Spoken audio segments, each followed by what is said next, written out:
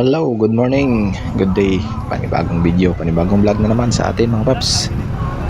So sa mga nalilito, kung ilang litro ba talaga ang ating kinakarga sa ating Honda Winrex, para sa inyo itong video na to. Kasi maraming nalilito, maraming paningkala. So ngayon, sigurado ako maraming nagpo-comment dito sa mga kapanood.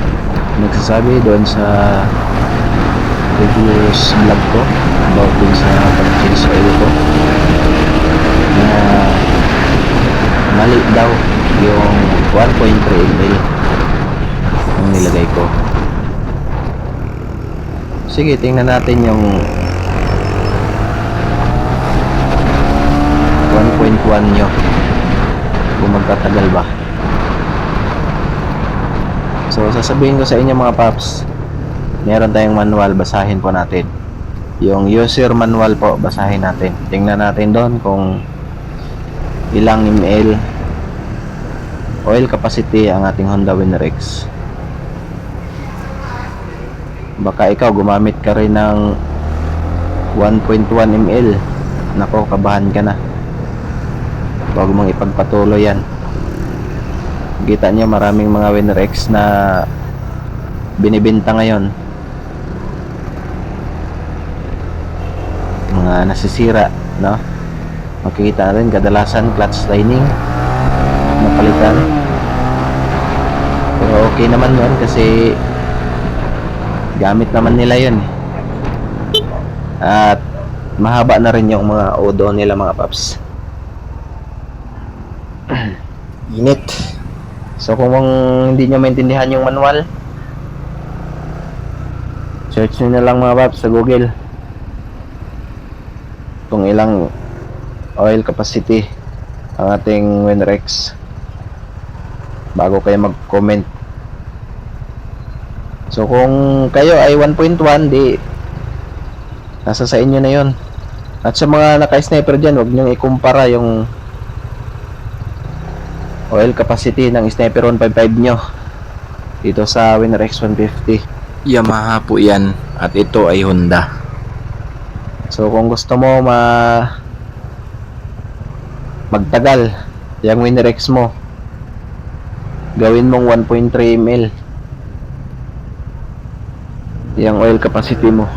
Pero kung ayaw mo, sundin mo na yung 1.1 ml na sinasabi nila. Meron ding iba 1 liter.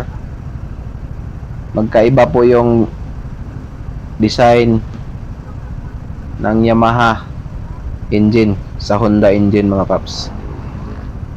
Kaya nga po mayroon silang mga designated na oil na yun lang dapat ang gagamitin natin. At ganun din sa oil capacity mga paps. Di porket malaki ang makina mo at mas maliit yung makina ko, ay maliit yung oil capacity ko at malaki yung oil capacity mo. Pero nagko-comment na 1.1 lang daw ang ikakarga, saka na lang daw yung 1.3 ml pagka nabiyak na yung makina. Aantayin mo lang mabiyak yung makina mo bago ka maglagay ng 1.3 ml, diba?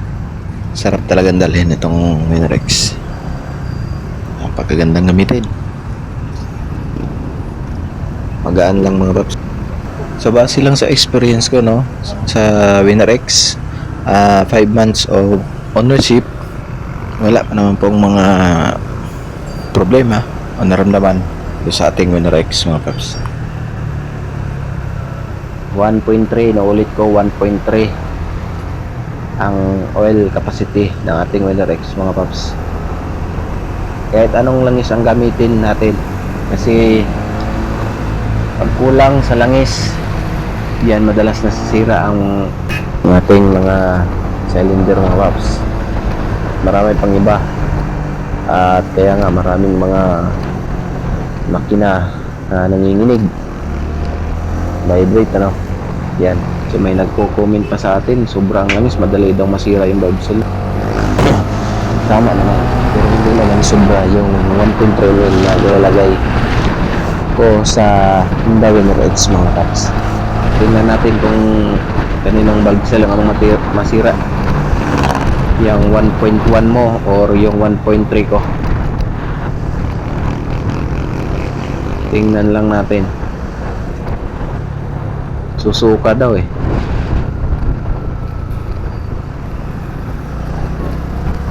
So maraming naniniwala doon mga paps sa 1.1 ml, lalo na sa mga nasa group.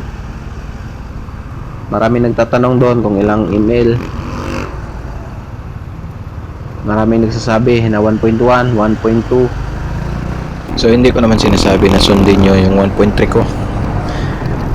Nasa sa inyo yun mga paps.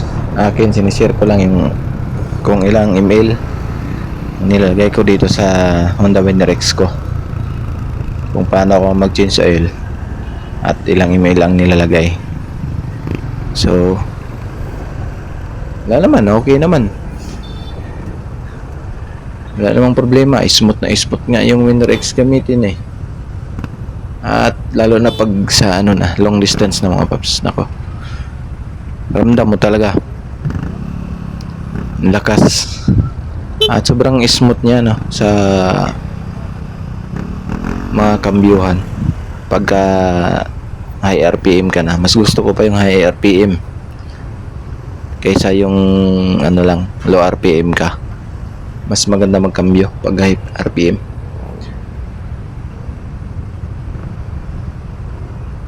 Akala mo hindi pumasok dahil siguro sa slipper clutch, kaya ganun sa Winner X. Hindi rin siya mangalay mga paps. Ganun din sa sa mga naka-sniper. So sa mga gustong magkaroon ng motor na hindi kalugi sa porma, sa specs, hindi rin naman siya ganun ka bagal, hindi rin siya ganun katulin, sakto lang. Baga ito na talaga yung motor na tama sa panlasa, base lang sa akin mga paps ha. Kasi kung tulin lang, dapat yung Raider na ang kinuha ko, diba? Tsaka sniper. Pero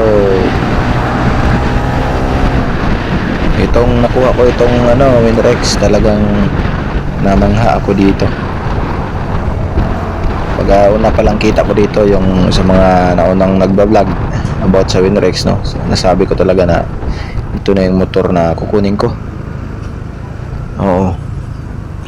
Kasi dati yung wala pang Winner X, Raider at saka sniper pa lang, ang ko talaga is Raider. Yung carb pa dati, yung Reborn, Raider na Reborn. Yung Gen 1 kasi hindi ko na naabutan yun eh, yung kasagsagan ng paglabas nun. So naabutan na yung yung Reborn. Sa sniper naman, nung lumabas yung sniper, talagang gusto ko rin siya dati, yung sa mga carb pa version 1. Kasi ang ganda niya, kasi malaki yung gulong. So parang big bike na talaga sa tingnan, no? Kaso nga lang sa dalawa, talagang matatakaw sa gasolina. At saka may sa forma naman, hindi naman lugi sa forma eh. Magaganda naman ang forma, pero yun nga lang, para sa akin, mas gusto ko yung hindi naman matulin masyado, hindi rin mabagal masyado, pero matipid sa gasolina. So which is itong si Winner X yung nakamit ng expectation ko na yan. So goods na goods talaga to. Kasi nung nagbatangas loop ako, grabe, ang tipid sa gasolina. Tapos yung takbo ko mga paps, 130. Pero hindi pa yun sagad kasi nakakatakot eh. Meron siyang ibubuga kung yung sasagarin mo talagang RPM niya. So tinisting ko lang kung kaya niyang mag 130, kaya naman. So sabi ko okay na to, kahit 130 okay na to.